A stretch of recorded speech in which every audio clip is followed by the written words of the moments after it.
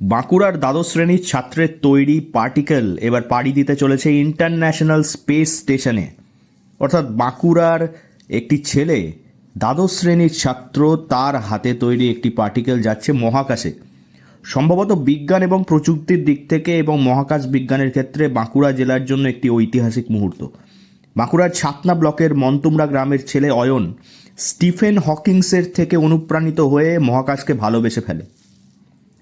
ছোট থেকেই প্রথাগত পুঁথিগত বিদ্যার বাইরে বিজ্ঞান চর্চা করতে পছন্দ করত অয়ন দেওঘরিয়া। তারপর একটু একটু করে এগিয়ে চলা। এত কম বয়সেই সুদূর আমেরিকা পাড়ি দিয়ে একমাত্র ভারতীয় হিসেবে স্পেস প্রোগ্রামে অংশগ্রহণ করেন অয়ন দেওঘরিয়া।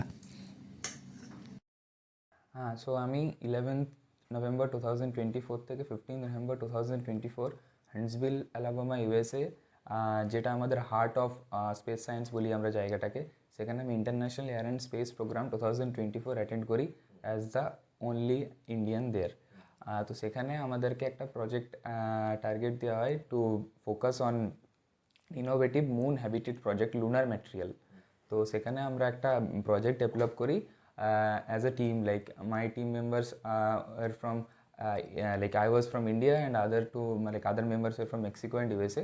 So আমরা ওখানে যে ম্যাটেরিয়ালটা ডেভেলপ করি সেটা সিলেক্ট হয় for MISSE experiment. So what is MISSE? MISSE হলো Materials International Space Station Experiment. So MISSE একটা মডিউল যেখানে ইন্টারন্যাশনাল স্পেস স্টেশনে, যেখানে আমাদের এই যে ম্যাটেরিয়ালস যেগুলো যেটা আমরা এখানে ডেভেলপ করি as a hypothesis for testing in further missions, সেখানে ওটা যে টেস্ট হয় so that we can use or we can do other research on that particular material in future.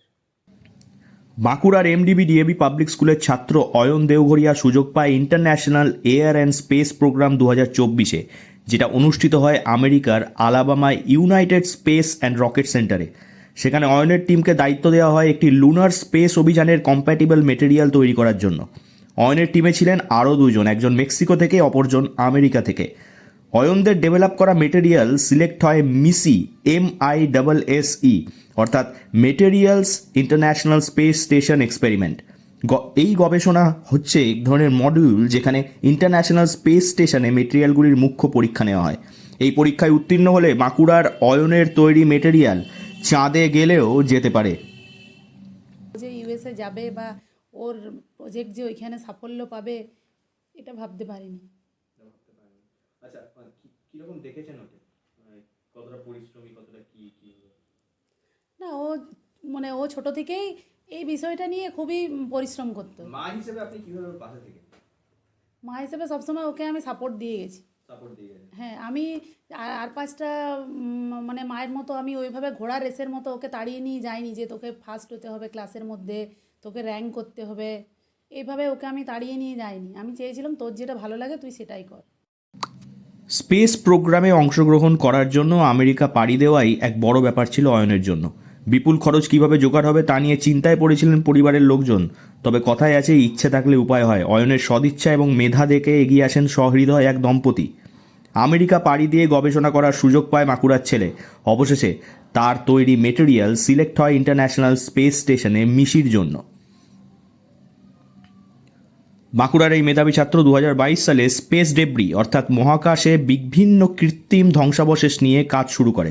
তখন লক্ষ্য ছিল 2023-এর আন্তর্জাতিক কনফারেন্স, তবে দুর্ভাগ্যবশত ফর্ম ফিল আপ করতে দেরি হয়, সেই কনফারেন্স মিস হয়ে যায়। তবে 2023 সালেই দেরাদুনে University of Petroleum and Energy স্টাডিজের জাতীয় স্পেস কনভেনশনে যথারীতি প্রথম স্থান অধিকার করে বাঁকুড়ার তনায়।